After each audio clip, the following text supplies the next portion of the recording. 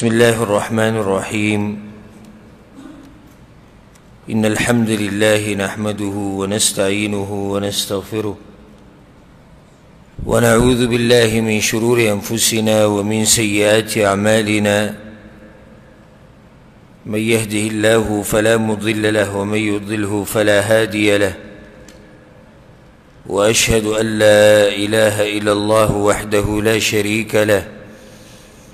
وأشهد أن محمدًا عبده ورسوله صلى الله عليه وعلى آله وصحبه أجمعين. أما بعد، قیامت تراتلو علامات بیانیدو او پای کې هغه علامات بیانیدو چې هغه واړه علامات دي او راښکاره شوي دي. د قیامت تراتلو هغه نښې چې هغه وړې نښې دي او راښکاره شوي دي او ډېرې دي، د هغې بیان روان و. یوه نښه چې ذکر شوې ده په حدیثونو کې او دا پیشنګویي پیغمبر صلی الله علیه وسلم ورکړې ده چې قیامت ته هغه وخته پورې نشي قایمېدی چې څو پورې دا نښه نه یې راښکاره شوي. هغه نښه دا ده چې دا امت د مسلمانانو ده، دا به په فرقو او په مذهبونو کې تقسیم شي. دا یوه علامه ده چې د دې پیشنګویي پیغمبر صلی الله علیه وسلم کړې ده چې امت به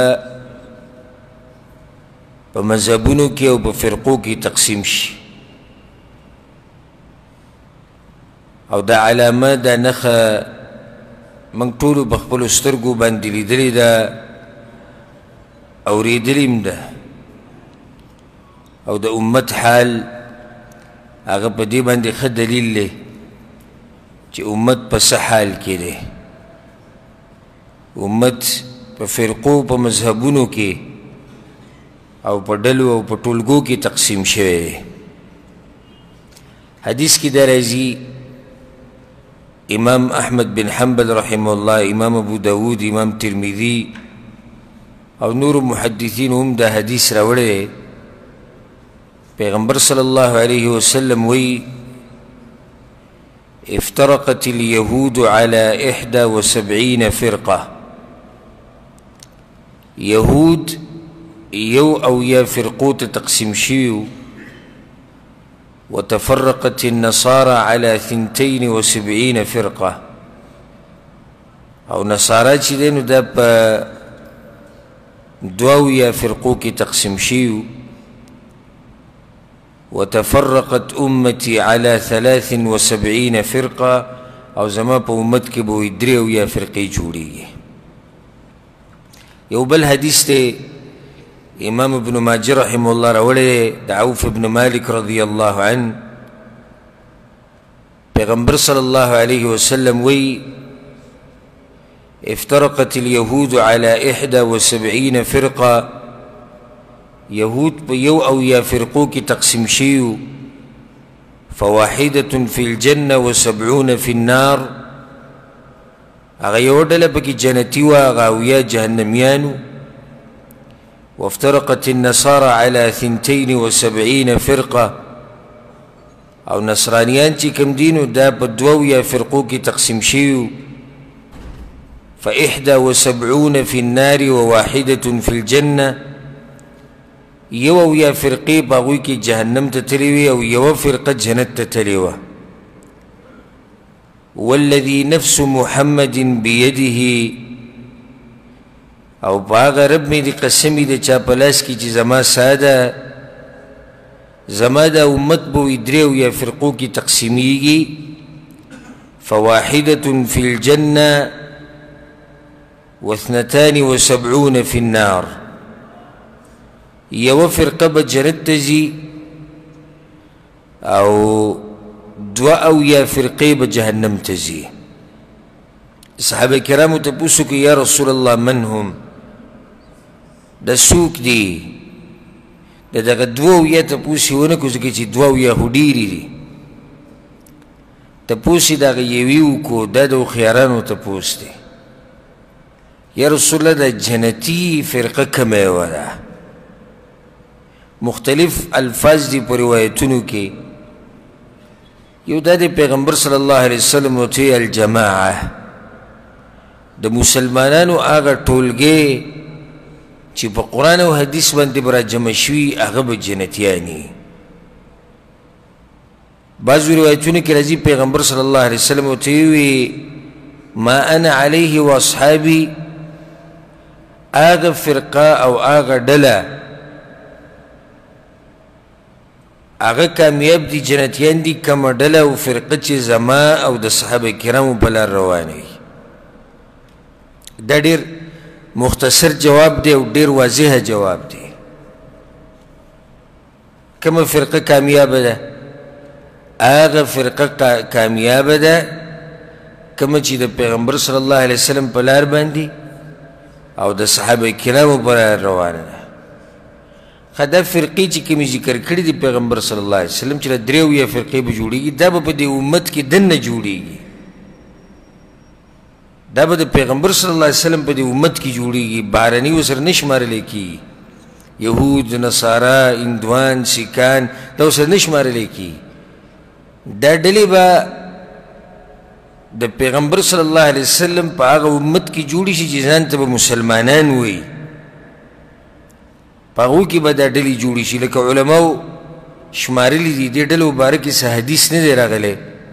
چې دا ډلې پکې ښوولي چې دا ډله به وي دا نومونه په حدیث کې نه دي راغلي خو بیا هغه ډلې چې هغه د قرآن او د حدیث د منهج نه خلاف دي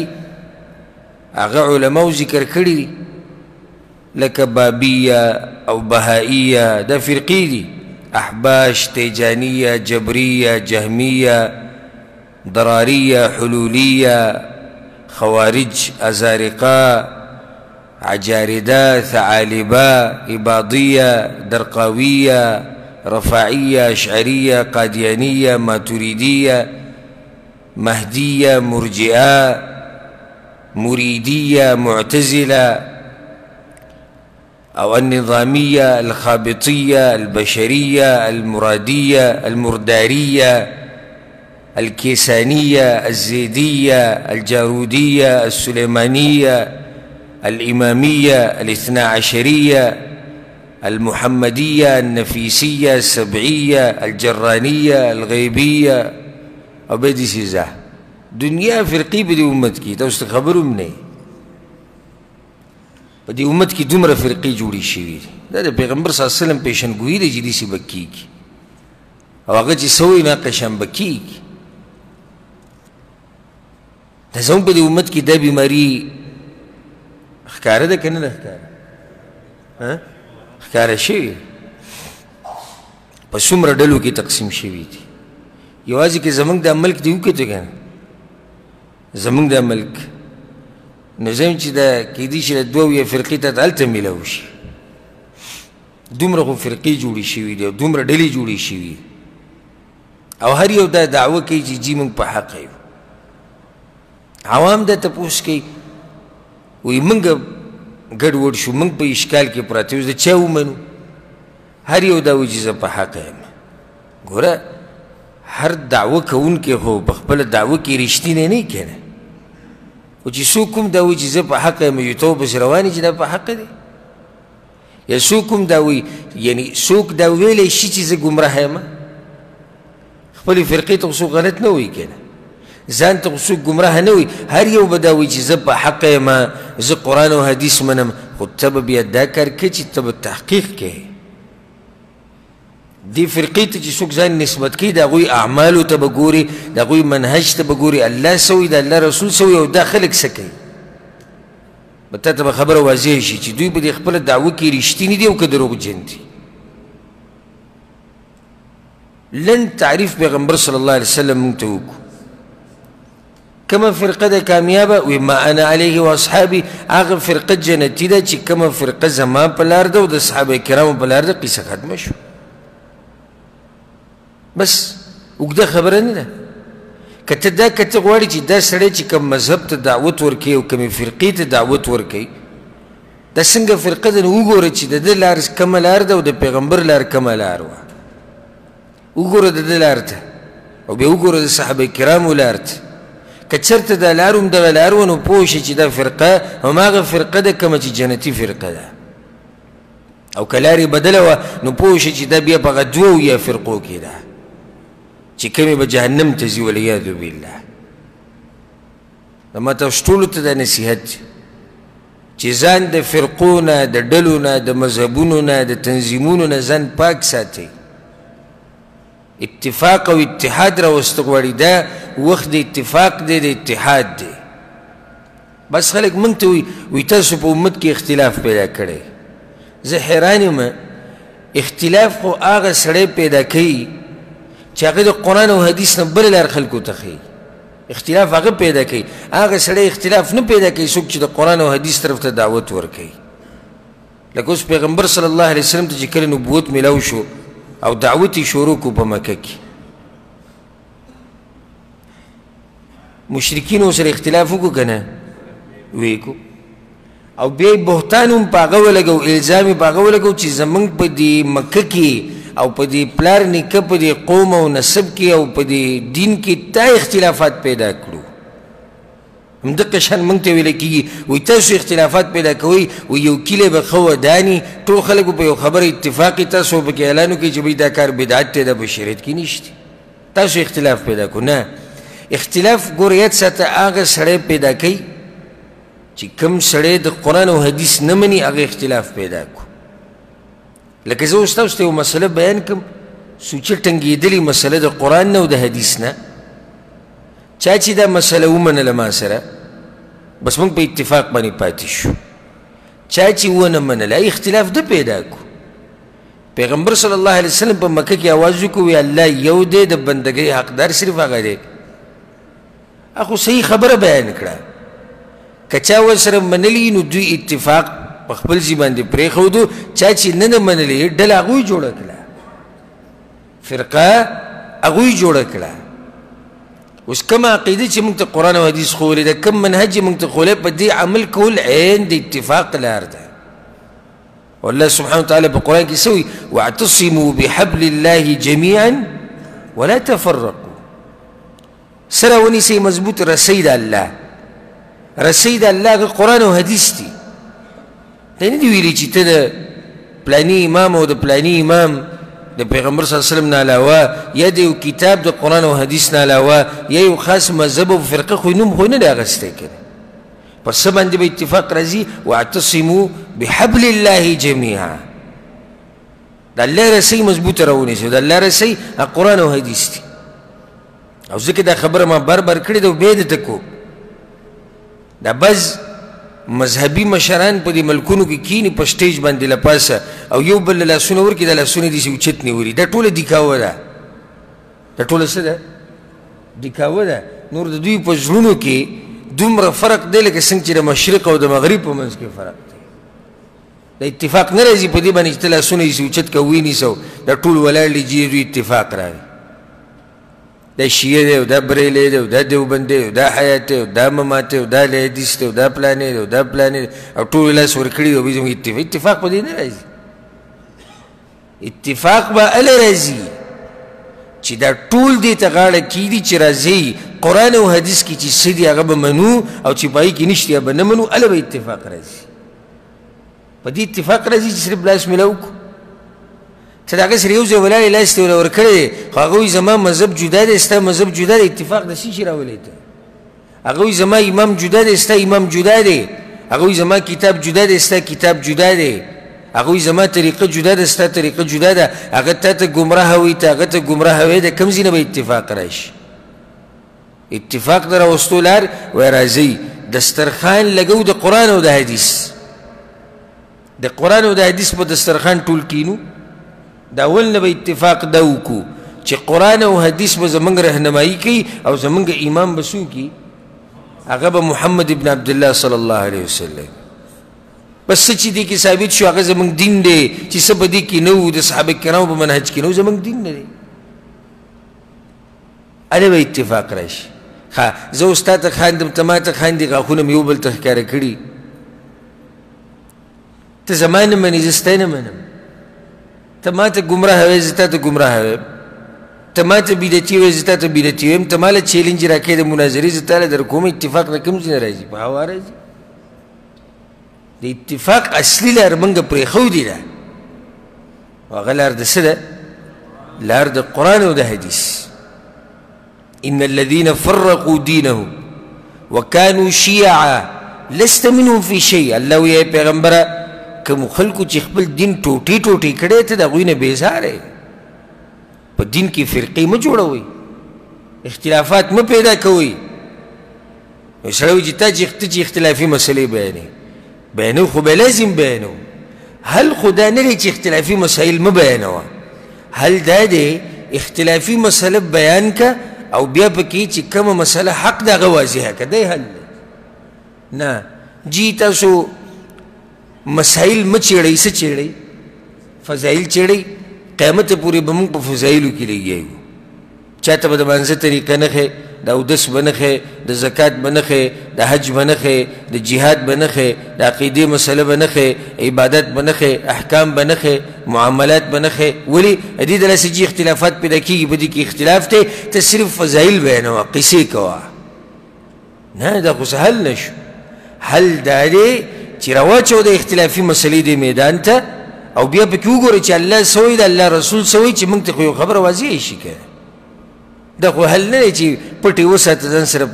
په کمره کې او پټې وساته ځان سره په المارۍ کې او پرتې به یې دیسي او امت عوام به ګډ وډ ګرځي غریبانان کله یو ملا به ورته یو څه وایي بل به ورته بل څه وایي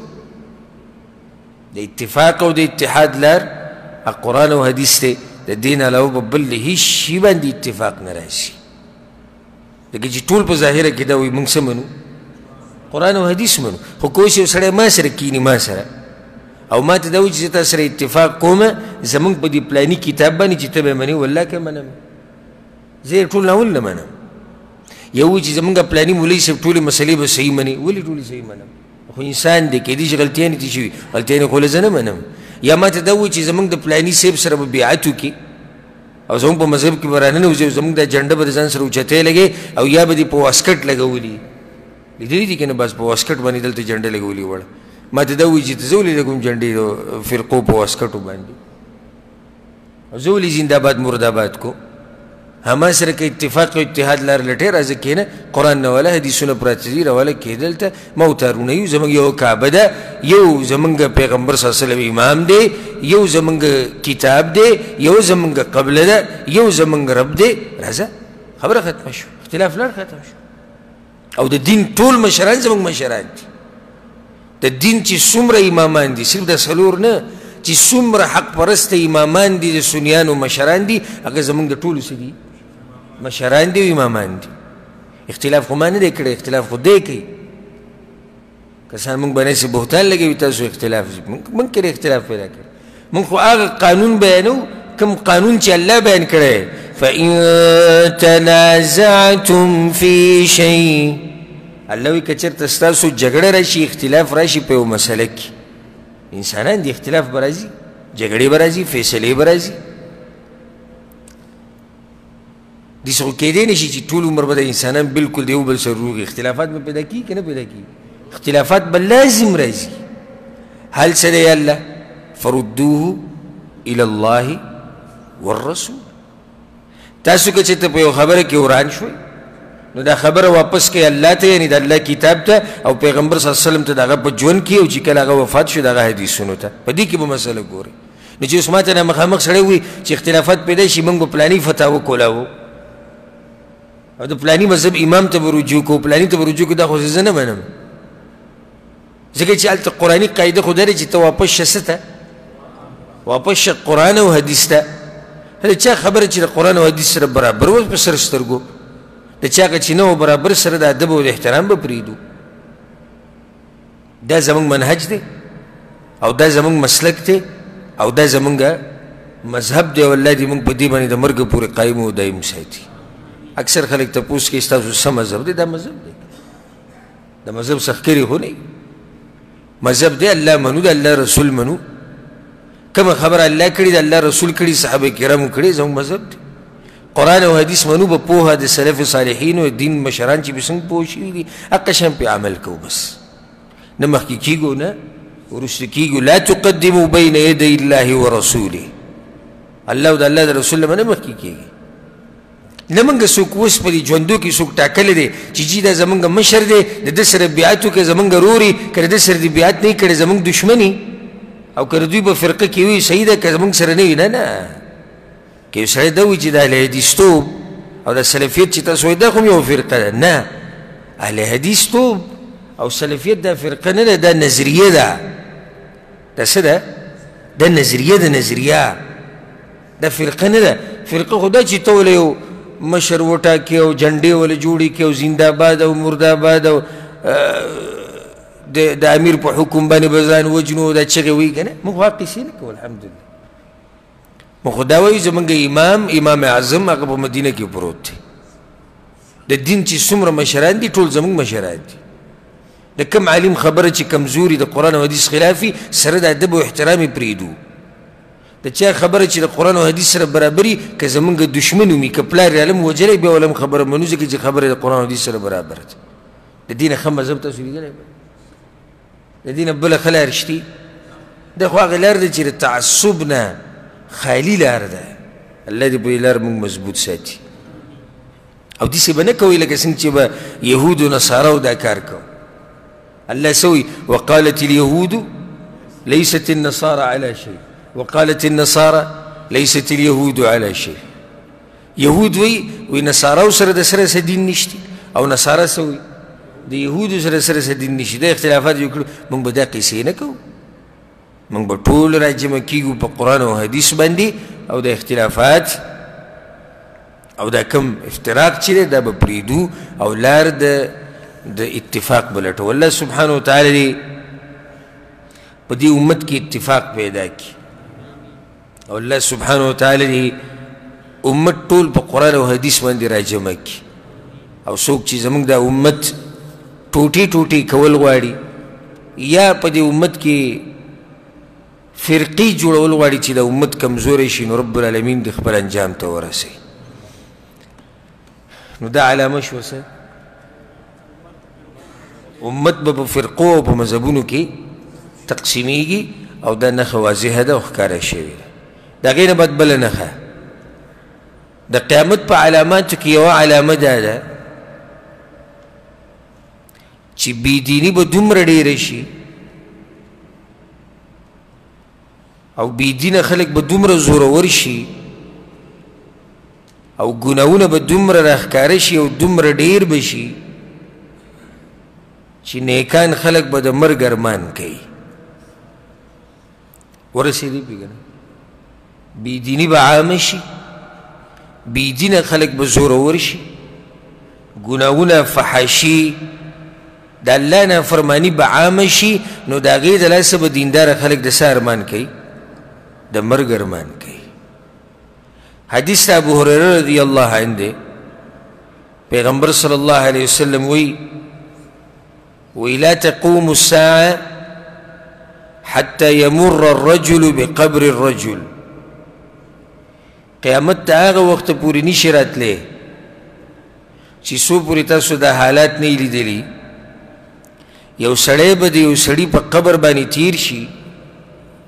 فیقول نو دی به وایي یا لیتنی مکانه ارمان چې زه د ده په ځای وی متفق علیه دا حدیث په صحیح بخاری صحیح مسلم کې بل یو حدیث دی په صحیح مسلم کې دی پیغمبر صلی الله علیه وسلم والذي نفسی بیده په هغه رب مې د قسم دی چا په لاس کې چې زما ساده لا تذهب الدنيا حتى يمر الرجل على القبر فيتمرغ عليه دا دنیا دا هغه وخت پورې نشي ختمې دی چې څو پورې یو سړی دی یو سړي په قبر باندې نه تیر شي په دې قبر باندې به لمنډه چې کینی دې قبر ته نو فیتمرغ علیه ځان به دې خاورو کې ککړ کړي او دغه به وایي چې ارمان زه د دې قبر والا به ځای وی پیغمبر صلی الله علیه وسلم وایي د فتنې د لاسه به داسې وایي دینداره خلک بیدینی نشي برداشت کولی او فتنې نشي برداشت کولی ځکه به هغوی دا ارمان کوي دا علامه راښکاره شوې ده ګناهونه ښه په زور او شور سره دي او بېدینه خلک هغوی ښه په زور کې دي او دینداري او دینداره خلک کمزوري دي چې کله یو سړی د چا په قبر باندې تیر شي او هغه د ایمان سره مړ شوی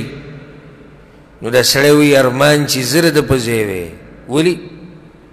وایي دومره خو یې پته لګېدلې ده چې ایمان یې د ځان سره قبر ته وړی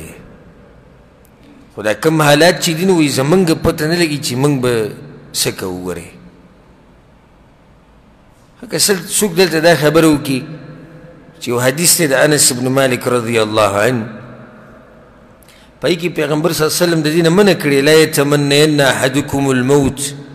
لضر نزل به په تاسو کې یو سړی دی د یو مصیبت ته لاسه د مرګ ارمان نه کوي نو دلته څنګه پیغمبر صلی الله علیه وسلم وایي دا سړی به د مرګ ارمان کوي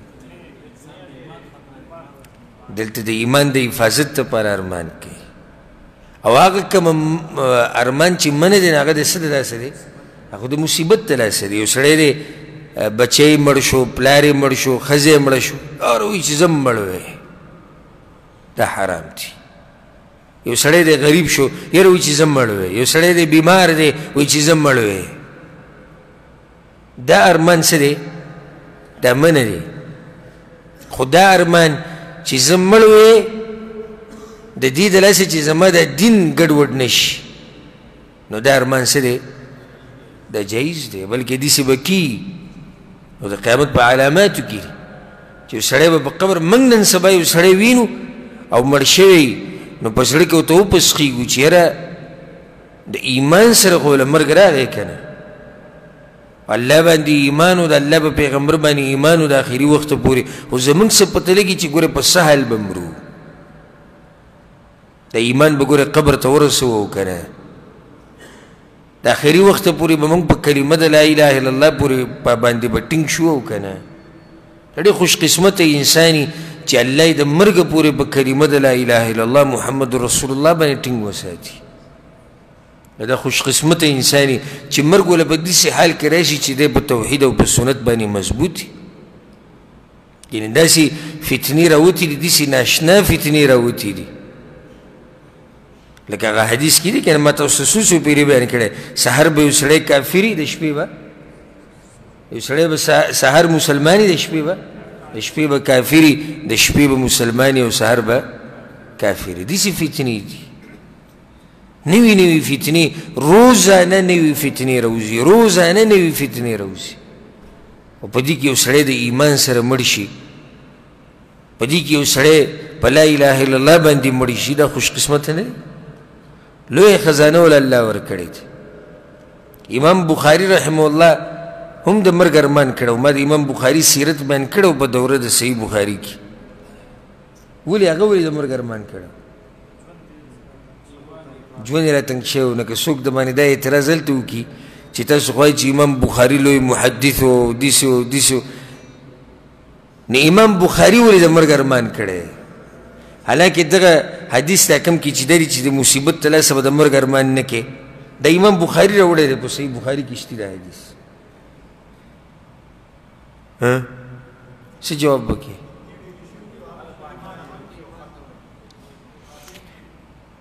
دا خو یو جواب کېدی شي چې فتنې ډېرې شوي هغه په خپل ایمان یېرېدو خو په ټیم کې په هغه باندې مصیبتونه ډېر شوي لکه د علاقې نه وشړلی شو او د وخت چې کم باچا و کم علما و هغه ورسره ټول وران شوي وو بهتانونه پرې ولګي نو که اوس څوک تاته دا وایي چې په ده باندې دا مصیبتونه راغلي وو د دې د لاسه تنګ شوی و مرګ یې وغوښتو نو بیا به له څه جواب ورکوو بیا به د مولوي صاحب خواله منډه وو ولې بغیر د علم نه ګزاره کېږي نه کېږي بغیر د علم نه ګزاره دا کېږي نه په ما باندې یو کس دا اعتراض د ډېرو خلکو په مخ کې وکړو امام بخاري رحمه الله چې دا حدیث راوړی دی او بیا په خپله د هغې خلاف کړی نو امام بخاري ولې د مرګ ارمان کو نو یو جواب خو د هغې دغه معروف دی چې د ایمان ایری وه خو بیا هم نه مني چې سړی وي نه یې منم کله بل جواب بیا ګوري ما ورته ما دا حدیث ته په هغه ټیم کې هېر شوی وایي دا خو عجیبه دی چې دومره لوی محدث نه حدیث هېرېږي ما ورته ما د غم په وخت کې خبرې هېرېږي د غم په وخت کې خبرې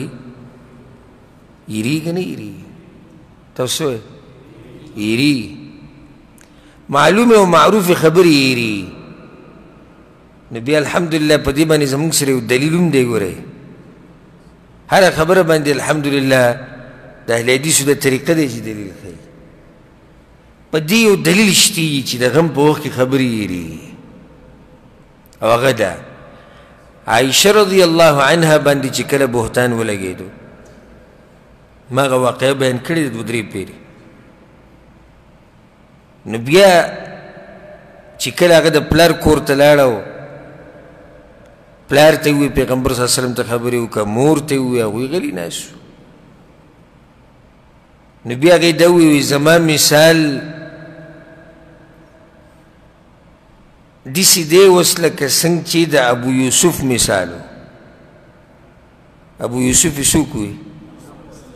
یعقوب علیه السلام فصبر جمیل والله المستعان على ما تصفون نو دې ځای کې اوس ګوره د دې نه د یوسف علیه السلام د پلار نوم هېر شو سخته په ډېره ده حالانکې د یوسف علیه السلام د پلار نوم چا ته نه دی معلوم یعقوب علیه السلام ټولې پېژني که نه ماشومانو ته هم معلوم دي خو دې ځای کې د عایشه رضی الله عنها نه د مصیبت په وخت کې د یوسف علیه السلام د پلار نوم هېر شو نو په هغه حدیث کې دا الفاظ دي وی کما قال ابو یوسف لکه څنګه چې ابو یوسف یې دا خبره کړې وه یعقوب علیه السلام یې ونه وي د څه د لاسه تېر شو د غم د لاسه تېر شو نو دویم جواب یې دا شو پوه شوې چې د څه د لاسه تېر حدیث هېر شوی د غم او د مصیبت د لاسه د هغه نه د حدیث هېر شو والله اعلم غرضي او مقصدي خبره دا دا مې پکې څه فایده ذکر کړه چې د قیامت په علاماتو کې یوه علامه څه ده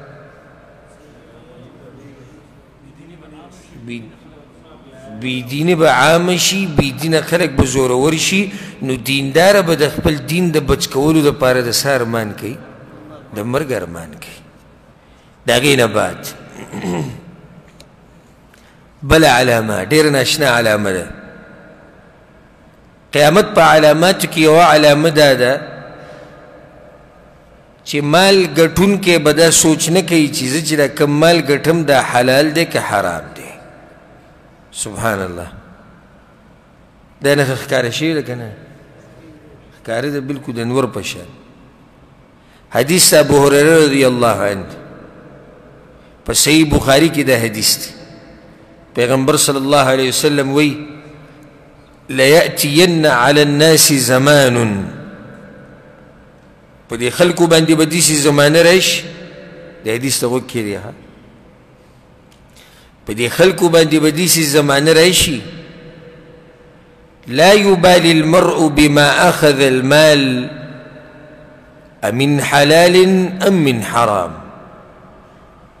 داسې زمانه به راشي چې د خلکو مقصد به صرف رزق او پیسې ګټلي او دې ته به نه ګوري چې د کم مال چې دی ګټي او خوري دا د حلالو نه دی او که د حرامو نه دی نن سبا غټ زور یې همدقه لګولی دی چې کلي کې یو کور جوړول غواړي لا یبالي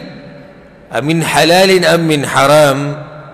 دغه پرېږده ومړه دغه وروستنۍ خبرې دي چې حلال دي که حرام دي خو کلي کې یو کور جوړول غواړي یو ګاډی اخیسته غواړي جیداد ډېرول غواړي د بچو خېټې ډکول غواړي مال ډېرول غواړي دیاړي ډکول غواړي د ورځې ډکول غواړي دا پکې پرېږدي چې بی حلال دی که حرام دی قسمه قسم دوکې دړاکې خو صرف دا چې ریال روپۍ ډالر جیب ته راشي نور دغه پرېږدو چې حرام دی که حلال دی دیسی شی به خرڅوي نوم به پرې د اصلي ور واچي د دروغو قسمونه به خوري دا شی دیسي دی دیسي دی هغه به وي نه دروغ به وایي یو کس ته دوکې به ورکوي مالک سره مالک له به دوکې ورکوي کپیل ته به دوکې ورکوي په امانت کې به خیانت کوي قسمه قسم طریقې د حرامو هغه به استعمالوي خو چې صرف پیسې وګټي اغلا به کوي خیانت به کوي او بیا نو د بعضو سره ډېر سپک جواب شتي چې ته حیران بشي چې یاره د دا کار ډېر سپک دی او که د دا جواب ډېر سپک دی چې ته ورته مه کوه مه کوه دا حرام کار مه کوه نو دا د سعودیانو مال دی دا د چا مال دی سعودیانو مال دی نو اوس زه حیران شمه چې د دې کار ته سپک ووایم او که د دې جواب ته سپک ووایم چې کوم یو ډېر سپک دی کار یې د دې جواب نه ډېر سپک دی او جواب یې د دې کار نه ډېر سپک دی سعودی نه چې کافری کافر یو معاهده دې ورسره کړي یو کار ورسره کوې نو هم به په هغې کې خیانت نه کوې دلته سعودی دی که بل عربی دی او که بل دی دا یو مسلمان دی د ده نه په دروغو باندې مال خوراک او د ده نه د ده سره دوکې ډړکې کول دا په کوم شریعت کې جایز دي موږ چې کله سبق وی معهد کې نو دا عرب په د انګلیش کې کمزوري نو په هغې کې د انګلیش به م یو پیریډ دوه نو بیا د انګلیش امتحانو نو بس ټوله ورځ د امتحان نه ورځ مخکې دی عربو دا خبرې کولې دا به څه کېږي سبا او اکثر ما سره به رابطې کولې کور ته راپسې راغلې دا راته وښایه دا وښایه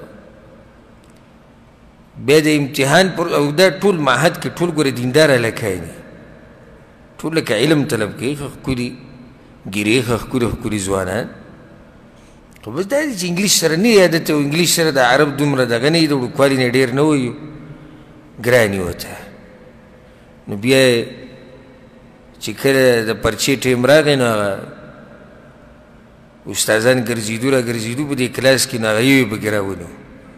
هغه نقل کو او نقل یې داسې کو چې په دې لاس باندې لیکل کړي وو په دې ځای باندې لیکل کړي وو بیا دا لستوڼه به داسې له پاس ونیو چې استاد بلګه خوا شو بیا به داسې بیا به یې داسې کو هغه استاد راونیو او پرچه باندې ول سره کرښه راښکو دا په دې کې دی فیل دی نو بیا چې تپوس کوي ګوره د الله بنده اما تخاف الله ته الله نه یېرېږي هغه ورته زه ښه یېرېږم خو دا د کافرانو ژبه ده په دې کې چیټینګ ویټینګ جایز دی وایي اوس د کافرانو په ژبه کې خو د کافرانو زموږ د دشمنانو ژبه ده وایي په دې کې خو سړی چیټینګ کوي د دې بعضو دا دغه دی که نه چې لکه د سعودیانو مال دی د عربو مال دی بس په دې کې حرام او حلالو ته مه ګوره چې څه کوې کوه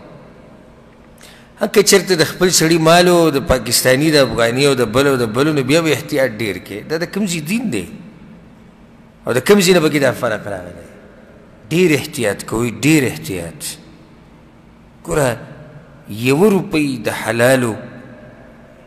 او 1 لاک روپۍ د حرامو د 1 لاک روپۍ د یوې د حلالو سره مقابله نشي کولی برکت پکې الله اچولی الله اجر ورکوي د انسان له او بله د ټولو نه غټه خبره دا ده چې دا روپۍ ګوره ستا د بچو خېټې ته ځي ستا د ښځې خېټې ته ځي ستا د مور پلار خېټې ته ځي بیا د دې نه وینه جوړېږي دا وینه په دې ټول بدن کې ګرځي ګوره کوم سړی چې احتیاط نه کوي په مال کې چې دا حرام دی که حلال دی د ده بچي ګډوډي د بچو کې خیر نه په کورنۍ کې خیر نه وجه د هغې دا ده څنګه به په هغه بچو کې خیر راشي او څنګه به په هغه کورنۍ کې خیر راشي چې د هغوی په غوښه کې او د هغوی په وینه کې دننه حرام کرسي که ته په خپلو بچو مینې که په خپل مور پلار مینې او که په خپل ځان مینې او د جهنم نه ځان بچ کول غواړې او د جهنم د سکروټې خېټې ته اچول نه غواړي نو بیا دې ته ګورې چې دا ته چې څه ګټې دا حرام دی او که حلال دی د قیامت یو علامه څه شوه مال به خلک ګټي او حرام او حلال ته به نه ګوري خو بس صرف مال جمع کول به مقصد وي پیسې جمع کوه پیسې را جمع کوه بینک اکاؤنټ جوړوه بس دغه مقصد دی الله دې د داسې حالاتو نه موږ لرې وساتي الله دې موږ له دومره حلال راکړي چې موږ پکې د حرامو نه بېزاره شو او الله دې موږ له دومره رزق راکړي دومره حلال دی الله موږ له راکړي چې زموږ د عزتونه خراب نه شي الله سبحانه وتعالی دې که چاته مالي مشکلات وي نو الله دې ورته اسان کړي او که موږ کې څوک غریبانان وي رب العالمین دې په حلالو سره مالداره کړي او که په چا باندې قرضي الله سبحانه وتعالی دې ورته ختمې کړي او دا خبره یې ساتئ چې څنګه چې دا غریبي امتحان دی نو دغه شان مالداري امتحان دی او صبر کوي په هر حال کې که ته مالدار یې هم صبر به کوې دا مال به د شریعت مطابق لګې او که ته غریب نو هم به صبر کوې چې غریب د باندې صبر لازم دی او چې مالدار نو صبر او شکر دواړه د باندې شکر به بس چې الله در مال ډېر درکړی او بیا به صبر داسې کې چې دا مال ته په خپله مرضۍ نشي لګولی بلکې ګوري به چې دا کوم ځای کې چې زه مال لګومه الله په دې راضي دی او که نه ځکه قیامت په ورځ به ډېر سوالونه کېږي یو سوال به دا کېږي چې دا مال دې د کوم ځای نه ګټلی دی او بیا د هغې سره متصل سوال دا دی چې دا مال دې په کوم ځای کې لګولی دی دواړه سوال دي ګوره صرف دا هم نه ده دا اوس دویمه نقطه یو سړی وایي زما مال حلال دی زه سپین باز یم نه سپین باز نه اوس دویمه مسله دا ده دا مال تا لګولی په کوم ځای کې دی لکه صحیح د مال خو دې حلال دی خو مطلب خو دا هم نه چې تا ته پوره ازادي ده چې مال دې حلال دی چې په څه کې لګی لګوه نه مال حلال دی نو په حلالو لارو کې به یې لګی په حرامو کې به یې نه لګي هغه لار به یې لګی چې په کومه لار باندې شریعت ته اجازت درکوي په هغه ځای کې به یې لګی چې په کوم ځای کې شریعت ته اجازت درکوي ورسېدې په دې او که نه د هغې نه بعد بله علامه دا ده دا درې علامې به ذکر کړو دا درې وڼه یو بل سره نږدې دی او په یو حدیث کې راغلي دي درې نښې د هغې نه بعد سود به عام شي سود به څه شي عام به شي زنا به عام شي او د شرابو څکل به عام شي درې نښې دي زنا به عام شي سود به عام شي او د شرابو څکل به عام شي حدیث کې دا راځي په صحیح بخاري صحیح مسلم کې دا حدیث دی د انس بن مالک رضی الله عنه پیغمبر صلی الله علیه وسلم وی ان من اشراط الساعه د قیامت په نښو کې یو نښه دا ده ان یرفع العلم دینی علم به ختم شي دا به خپل ځای کې د دې مسلې وضاحت کومه ویثبت الجهل او جهل به عام شي خلک به د دین نه ناخبره وي کمې نښې چې ما ذکر کولې هغه دا دي ویشرب الخمر او شراب څکه به عام شي د قیامت په علاماتو کې یو علامه ده چې شراب به څه شي عام به شي حدیث کې دا راځي که پیغمبر صلی الله علیه وسلم وایي زما په امت کې به داسې خلک پیدا شي چې زنا او شراب به حلال ګڼي دا خو پرېږده چې عام به شي حلال به یې ګڼي نومونه به ورله بدل کړي همدغه نشه به کوي لکه نن سبا چې د شرابو د 50 نه زیات نومونه دي دا جی پلانې شی دی او دا جی پلانې شی دی او دا د دماغو د فرش کولو دپاره دی او دا د ټینشن د ختمولو دپاره دی صرف نومونه بدلیږي نور کار ټول څه دی کار ټول یو دی او هغه شراب څکي دي عام دي نن سبا شراب بلکې د افسوس خبره دا ده چې د مسلمانانو په ملکونو کې عام شوي دي بعض مسلمانان ملکونه دې درجې ته رسېدلي دي چې جومات دی او د جومات په خوا کې کلب دی پای کې شراب څکي کېږي طبیعي وشوه د امت د ځوانانو د دې شرابو او د دې نشو د لاسه نبي او پیغمبر صلی الله علیه وسلم وی ويظهر الزنا او په روایت کې راځي ويكثر الزنا او زنا به څه شي عامه به شي د دوه خبرې شراب به عام شي زنا به عامه شي دا هغه نښه ده چې ښکاره شوې ده په نن سبا زمانه کې وګورئ نو صحیح ده چې بعض علاقې بعض ملکونه کیدی شي چې الله ساتلی د دې نه او یا کیدی شي چې نسبتاً پکې دا مسلې کمي خو عامه دا بیماري ده شراب څکل او د زنا عام کېده او ما بار بار دا خبره تاسو ته بیان کړې ده چې دشمن یهود و نصارا هغه موږ په دې طریقې سره نشي ختمولی چې زموږ سره مخامخ جنګ وکړي مخامخ جنګ کې هغوی زموږ نه کمزوري دي که یو سړی په عقیده باندې جنګېږي په ایمان سره جنګېږي د هغه جذبه یو شی او سړی د هغوی په شاني نو هغه به څه جذبه ساتي نو هغوی بیا دویم پلان دا جوړ کړو چې موږ خو مسلمانان په جنګونو کې نشو ختمولی خو د مسلمانانو د ختمولو طریقه به دی چې راشئ په دوی کې دوه خبرې عامې کړي د په خپله ختمېږي یوه په دوی کې نشې تماشې عامې کوي او دویم په دوی کې زنا عامه کوي ځکه ګوره اوس د نشیز به تاسو لیدلي په دې لارو کوڅو کې ناسي په دې دیرو کې ناسي راجمع شوي ټول دا نشیز خبر دی د دې نه چې د امت سره څه کېږي څه نه کېږي هغه د خپل کور نه نه بلکې د ځان نه هم نه دی خبر د هغه مقصد صرف دا دی چې هغه ته د چرسو یو سګرټ میلاو شي هغه ته د شرابو یو ګیلاس میلاو شي هغه ته هیروین میلاو شي هغه ته اپیم میلاو شي هغه ته د نشې د سامان میلاو شي د هغه وی زما د امت سره څه کار دی او زما د مسلمانانو سره څه کار دی او زما د مسجد اقصی سره څه کار دی او زما د حرمینو سره څه کار دی زما کار دی صرف د دې سره دی چې ماله دا نشه راوړي دا ځوان څه شو ختم شو تباه شو دویم چې کله یو ځوان په خواهشاتو کې پریوتو د عورت په خواهشاتو کې چې زما یا جنۍ په کار دی والعیاذ بالله یا الک په کار دی نو د ده نه یو زناور یو څاروی تی جوړ شي ته دا سوچ مه کوو چې دی به د امت دپاره څه سوچ کوي ځکه چې د هغه سهار ماښام مقصد په موبایل کې فحش تصویران کته د پردو جنکو سره رابطې کول غلط ویډیوګانې کته زیناګانې کول د هلکانو سره یاري کول د جنکو سره یاري کول د هغه د سهار نه ماښام پورې مقصد ټول دقه دی په دې کې دشمن په موږ کامیاب شو دشمن چې په موږ زورور شوی دی که نه په دې کې زورور شوی دی چې دې امت کې دوه خبرې رانه نه ویستې کمې کمې نشې او زینا او ځکه صلاح الدین الایوبي رحمه الله به دا خبره کوله صلاح الدین ایوبي پېژنې خپل مشرانو د تاریخ یې زده کوي صلاح الدین الایوبي رحمه الله به دا خبره کوله وی په کومه توره باندې چې د پردو زنانو سوری ولګي نو بیا دا امید مه کوو چې دا توره به د الله په لار کې استعمالیږي نو زموږ په تورو باندې ځوانان ته وګوره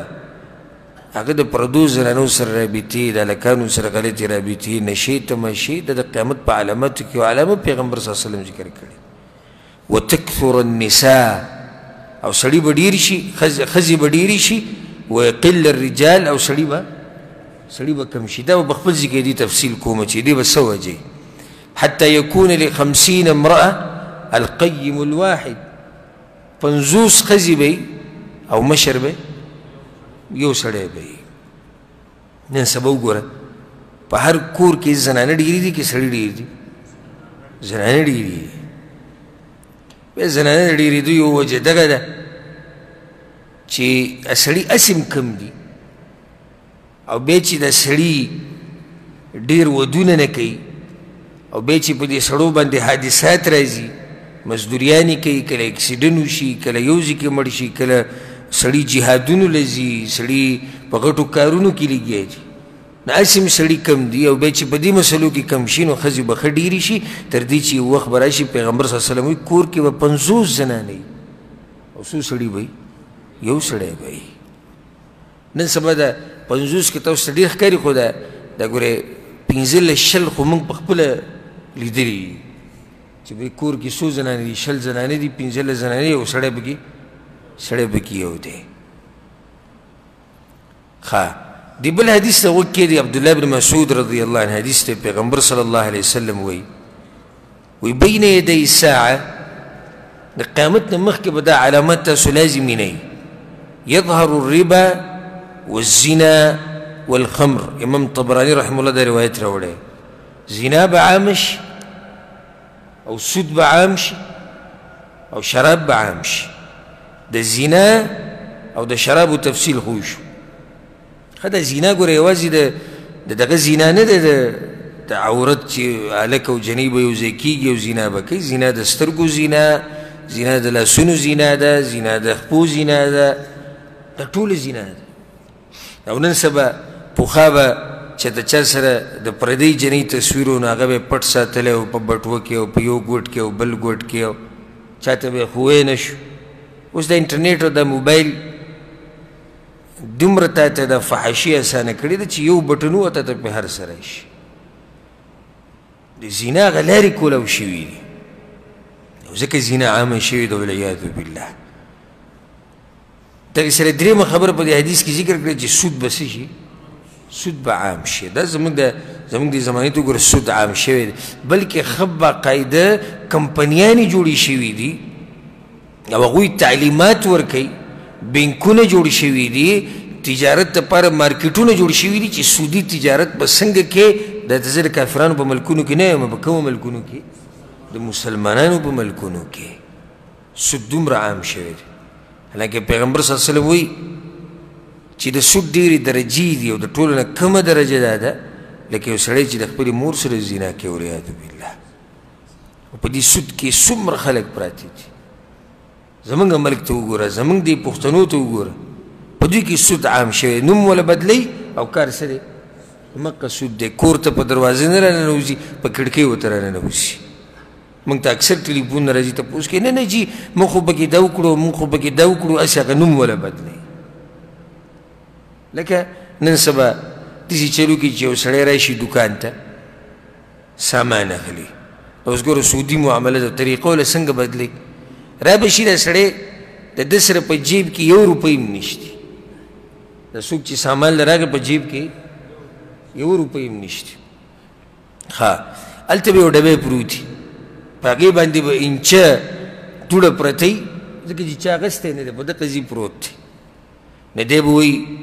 اوس د دې ضرورت څو ته دی؟ موږ به وایو چې 10,000 ریالو ته یې ضرورت دی یا 10,000 روپو ته یې ضرورت دی. دی به راشي دوکان ته، دا ډبی چې په څو دی؟ هغه ورته دا په 10,000 دی. څو دی؟ په 10,000. ښه صحیح شو، دا په 10,000 زما شو. عجیبه دا ده چې دی په 10,000 روپۍ باندې ډبی علي او په جیب کې روپۍ یو هم نشته. دا ډبی وایي زما شو. صحیح شو. ښه دا ډبی ګوره خو ځینې په دې د دوړم په دې پرته دی چې هر سړی علي او په هغه ځي پروت دی. نو بیا ورته هغه دوکاندار وایي په ما یې را خرڅوې نه؟ وایي په څو به یې والي؟ په 8,000 به یې والي. په څو؟ په 8,000 باندې ډبی خرڅ شو، د ځینه خوځېدلی نه دی، په هغه ځي پروت دی. د واغستو هغه واغستو، خبره ختمه شو. دوکاندار 8,000 روپۍ راواخېستې، سړي له یې ورکړې. د هغه سره خو پیسې نشتې، اخو دا ډبی په نسیه واغستو. په څه واغستو؟ په نسیه. خو بیا دوکاندار د ده نه په نغدو واغستو. مال یې راکړه په 8,000 یا مال یې راکړه په 10,000 او هغه ورته ریټ 12,000 ویلی. هلته یې د 10,000 روپو ته ضرورت دی، نو ریټ دی 12,000. د خرڅ کو په دې دوکاندار باندې واپس په 10,000 روپۍ دته میلاو شو که میلاو نه شو؟ واپس به دې دوکاندار له څو ورکوي؟ 2,000 روپۍ به کې څه شوي؟ زیاتې شوي، دې ته سود وایي. خو ګوره دا ډبۍ پکې هسې یو لوبه جوړه کړه. دا ډبۍ پکې د دې دپاره کېښودو چې صرف لکه سبحان الله لکه څنګه چې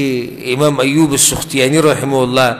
دا خبره کړې ده، وایي دا بعض الله له داسې دوکې ورکوي لکه ماشوم له چې دوکې ورکوي. اوس ته په دې باندې څوک دوکه کوي؟ ظالم الله له دوکه ورکوي، ولې الله نه پوهېږي؟ نه دی به پکې دا ډبۍ واړئ راواړئ، څوک پکې ګاډۍ واړئ راواړئ. لکه څنګه دا ګاډۍ زما په کار دی په 10,000 ریاله، زما په کار دی، نو دا بل به څه وکړي؟ اوس که زه د هغه نه 10,000 ریاله علم چې ماله 10,000 ریاله یا 10,000 روپۍ راکړه، واپس به زه تاله 40,000 درکوم، خو ټوله دنیا ورته وایي چې دا څه دی؟ سود دی. نو دی به څه ووایي؟ وایي دا ګاډۍ به زه والمه. وایله گاڑی توال د سید په 10,000 زما شو په 40,000 مې پتا خرڅ کو دا والا پیسې گاڑی نه د هغه نوم ته راوړېدلی نه د هغه ګاډي ته ضرورت شتي نه د هغه دا کاروبار دی صرف پکې منځ کې ګاډی بانه شو نور په حقیقت کې د دله 10,000 ورکړو واپس به له څو ورکوي 40,000 به ورکوي او وخت زمونږ اخري یو څو منټې دي یعنې ما تاسو ته په دې باندې او زما یو بیان دی هغه واورئ د سود په باره کې ما تفصیلي یو بیان دوه کړي دي پای کې د سودي معاملات چې نن سبا کم طریقې روانې دي او خلکو له نومونه بدل کړي دي هغه ما ټول ذکر کړي خو دا مقام د دغې نه دی خو دلته مقصد صرف تاسو ته خبر رسولو چې قیامت ته به نږدې سود څه شي هغه به عام شي دا بس دومره قمقلان دي او سادهګان دي یو کس ما ته ټلیفون وکړو د بهر ملکونو نه یو معامله ذکر کړی چې داسې معامله کول غواړي نو شریعت دې باره کې څه وایي دا خو سود دی نو وایي زه خو غریب یم زه څه یم غریب یم ها مطلب یې که سود په مالدارو حرام دی او د غریب دپاره حلال د ایمان خو هم هله پته لګي چې ستا یو حرام ته ضرورت راځي او ته یې کولی نه شي لکه داسې به ووایو یو هلک دی زنا یې وکړه هلک ته یې واده یې لا نه دی کړی اوس یې چلې وکړو زنا یې وکړه تا راونیو چې لکه ولې دې زنا وکړه هغوی زما واده نشته مونږ خو جي زنا په دې کوو چې زمونږ واده نشته ښه نو دا زنا صرف په هغو حرامه ده چې واده یې کړی د امتحان خود دا دی اصل چې ستا واده نه یو ته د زنا نه ځان لرې ساتي حرام حرام دي که ته غریب یې او که ته مالدار یې او که داسې د غریب دپاره حرامې لارې کولاو شي نو بیا څه فایده شوه د دې بیا به دا غریب هم مالدار شي بیا به هله په ده باندې هغه حرام حرام کېږي او حلال به حلالي نور چې غریب وي نو د ده دپاره حرام هم حلال زه چې د بینک نه کور علمه او زه د بینک نه دا شی علم په سود دا خو سود دي نو چې زه غریب یم څه وکړم اوس نو چې غریب وي د غریب دپاره سود حلال دي والعیاذ بالله سود ډېره بدترین ګناه د ځان ته لرې ساتئ ولې الله په قرآن کې دا خبره کړې ده فأذنوا بحرب من الله ورسوله الله وی څوک چې سود خوري که نه او د سود نه نقل لري نو زما د طرف نه اعلان جنگ دی د دې سړي سره به زه جنګ کوم او پیغمبر به ورسره جنګ کوي خو چې یو سړی جنګ کوي او جنګ هم د الله سره روان دی او د الله د پیغمبر سره روان دی دا سړی به د کوم ځای نه کامیاب شي او دی به کامیابي به کوم ځای کې ومومي ځان لرې ساتئ د هر قسمه سودي معاملې نه او د هغه خلکو نه ځان لرې ساتئ چې د هغوی مال حرامي او سودي مال کله که موت ته د هغوی نه بایکاټ وکړو نو هغوی ته به احساس وشي چې یاره دا خلک مونږ پرېږدي د خپلې ګناه نه به واپس نو موت او سره مقه شان لګیایو څنګه چې مونږ د بل یو مسلمان سره لګیایو نو بس هغه هم خوشحاله دی وایي که زه سود کوم خو څوک پرې خفه نه دي دا ټول پرې راضي دي لکه موت ته ځان د هغه نه خفه کړو او بایکاټ وکړو هغه ته به احساس وشي چې یاره دا خو نن 2 پرېښودم سبا به مې 3 پرېږدي بله ورځ به مې ټول کیله پرېږدي هغه هم خادي به راسره خلک پرېږدي د الله دپاره غیرت راولي په خپلو زړونو کې نو کمې علامې شي بچه حسین 3 سود به عام شي زنا به عام شي او شراب څکل به عام شي په دې باندې به اکتفا وکړو په دې باندې به د خپل درس ودرو باقي چې کوم علامات دي انشاءالله هغه به پر روان درس کې ذکر کوو الله سبحانه وتعالی دې موږ د هرې فتنې نه په امن او امان کې ساتي الله سبحانه وتعالی دې موږ د زنا نه د سود نه د نشو تماشو نه دې الله موږ لرې ساتي او الله سبحانه وتعالی د مسلمانانو په ټولو مړو باندې خپل خاص رحم وکړي او خصوصا زمونږ کشر ورور عبدالله باندې د الله خپل رحم وکړي والله سبحانه وتعالى د هغه د قبر نه جنت باغچه جوړه کړي هذا والله اعلم وصلى الله وسلم على نبينا محمد وعلى آله وصحبه أجمعين.